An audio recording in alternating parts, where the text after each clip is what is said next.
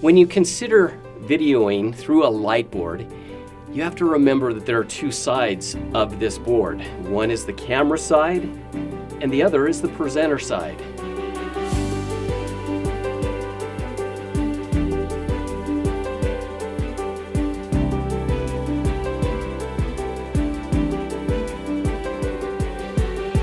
Hi, my name is Rheid Schloss, and I work for Hewlett-Packard Enterprise. And today we're going to share with you the best practices we've learned of using a Lightboard.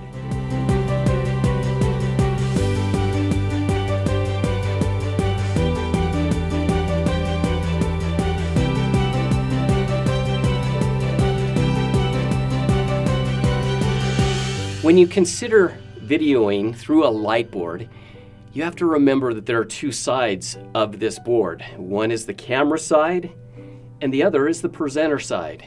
I'm going to share with you 4 points that you need to really meticulously watch for and pay attention to on the camera side, as well as 3 things as a presenter you want to also do so that you can have the best quality in your Lightboard video. On the camera side, the first thing that we want to talk about is lighting and how important lighting is for a Lightboard. What you're seeing right now is a series of about 5 different lights that are used in different ways to highlight me as a speaker, but also to highlight the glass that we're shooting through. The second thing that we want to talk about is sound. How do we take care of audio and the sound that is happening behind the glass, which a camera normally is capturing, except it's on the other side of the glass? The third item is reflection, which is a nasty little thing that happens when you have glass between you and the camera. The fourth thing that we want to talk about is backdrops. Because when you think about it, if every video looked like this, it would get pretty boring. On the presenter side, the first thing we want to share with you is pre-shoot work, which is really important. The second thing that we'll talk about is framing. And different from just your standard whiteboard discussion where you can write anywhere on the whiteboard, you want to create a frame so that you're still in the shot. Third thing that we want to talk about is your wardrobe. Because not everything that you wear behind glass and in combination with your backdrop will actually work. So even though I'm wearing a cool, neat, floral Friday shirt, if that's not what you're trying to depict in your video, then it might not be the right one to choose, especially if you're trying not to distract from the content that you're putting on your Lightboard.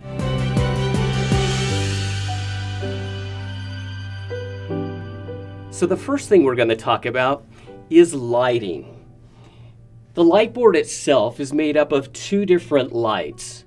One that sits in the frame of the glass. In this case, that is a black light that makes the fluorescent chalk markers show up. The other one is actually a white light that's reflecting back to give me as a speaker some lighting. But to create more of that depth for your video, to not seem so flat, we've added a couple of other lights as well.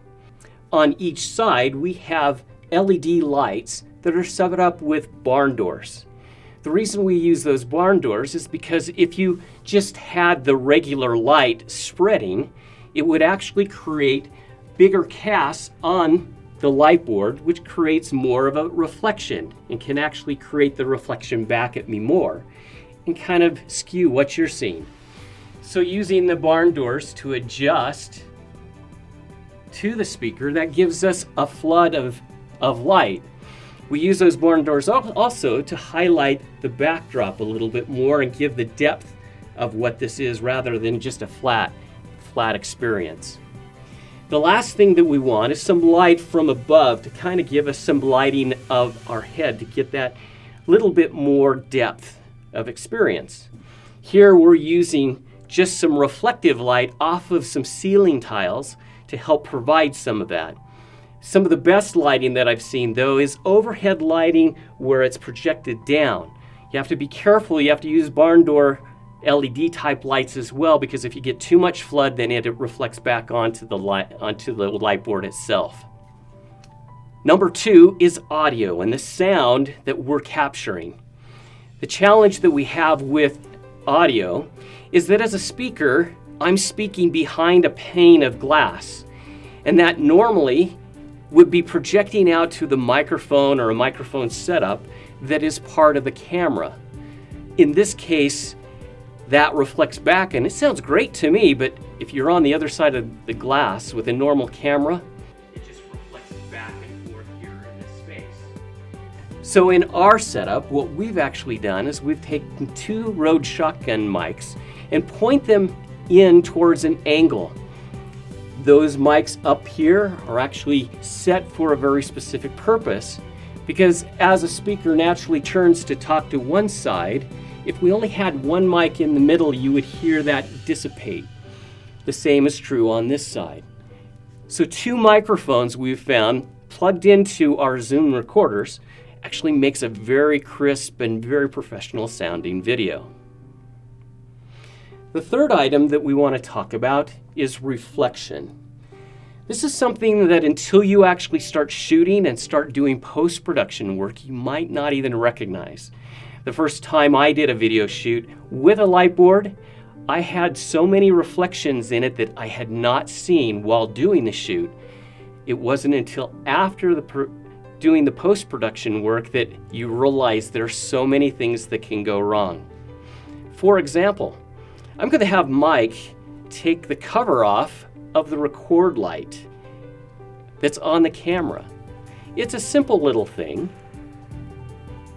but it actually shows up very distinctly when you start doing post-production work.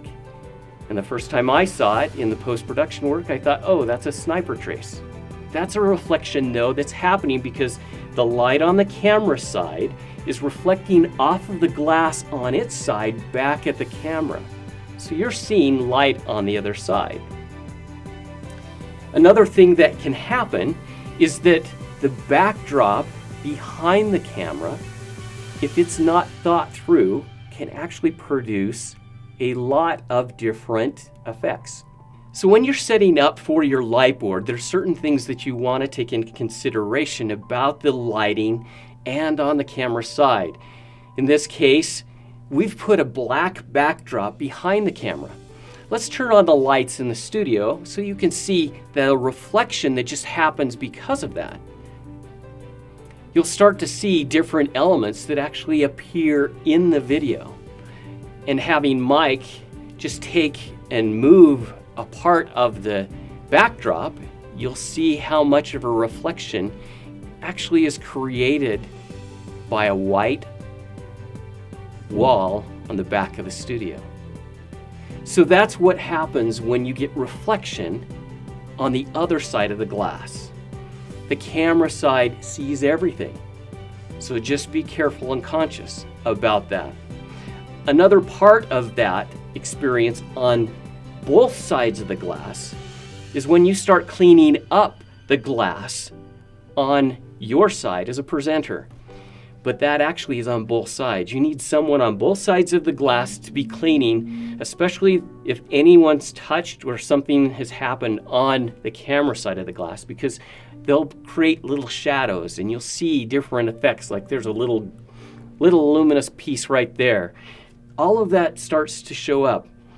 Just a side note about cleaning up the glass, because that's really important when you're shooting in 4K.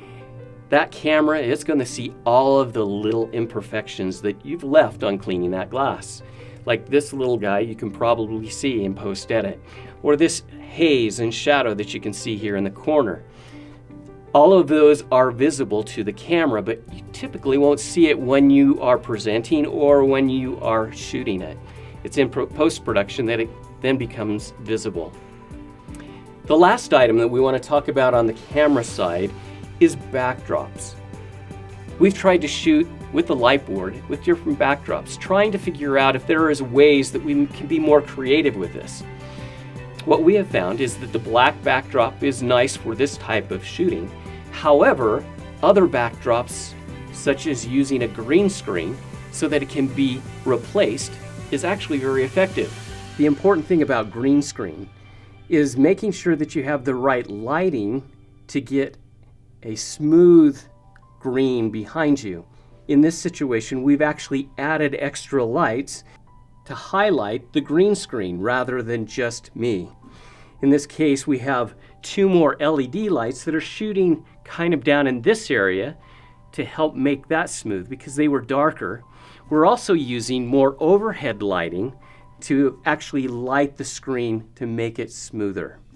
That helps in post when you're trying to replace the green with whatever backdrop you're wanting.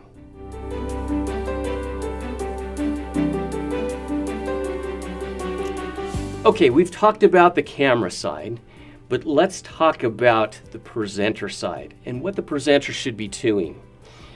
For a pre-shoot activity, one of the first things you want to do is take your presentation and you actually want to physically write it out the way you want it on the Lightboard.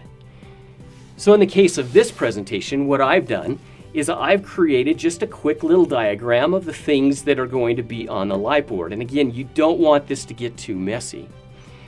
In that pre-setup, you should also consider what core items you want to be on the Lightboard first, because it actually is very distracting as you're trying to draw these things out freehand to keep interacting with your audience. So what I suggest is you take your core items or artifacts that you want on your Lightboard and have them already there.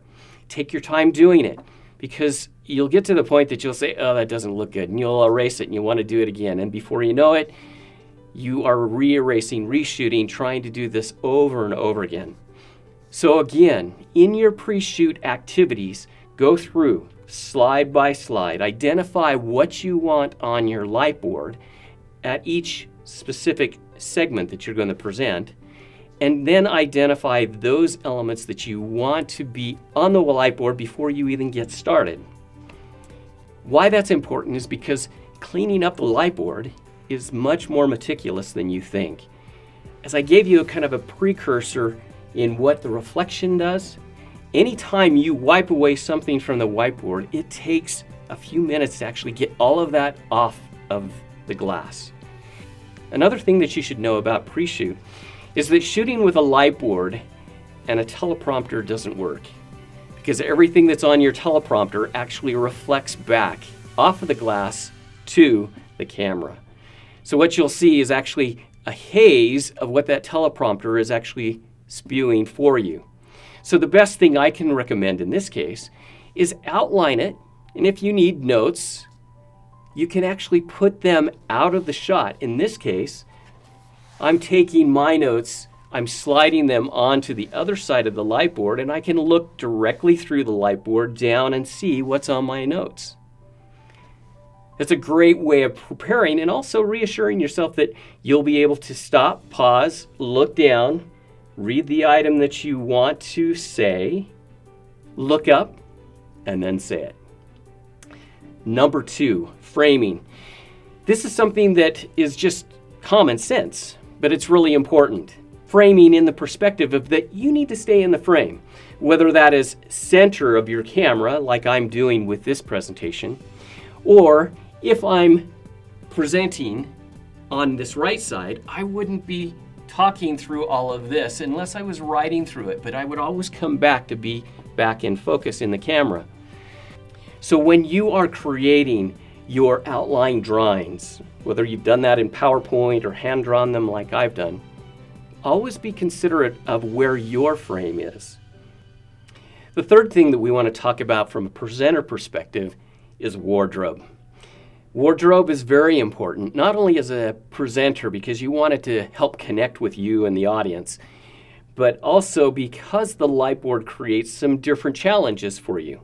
For example, A black backdrop with a black shirt makes me look like a talking head in this weird state with some arms that show up. Using a blue shirt, for example, might be a more appropriate setting for a black backdrop, or maybe a purple shirt, or some other. All of those work well on a black background. Again, remember, variety is key to also that creativity of the Lightboard. An important part of that too is if you move into the text, does your wardrobe now make that text disappear?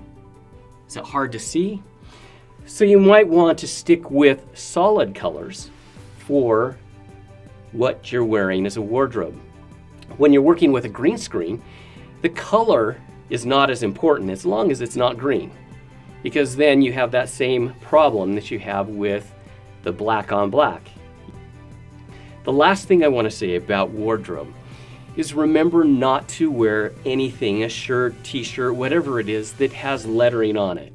Part of processing this in post is actually inverting it so that everything that you're writing on the Lightboard is inverted so that people can see it and read it. What that does to any writing that's on you, it actually does the reverse so that it makes it unreadable. So there you have it. The best practices when using a Lightboard and shooting.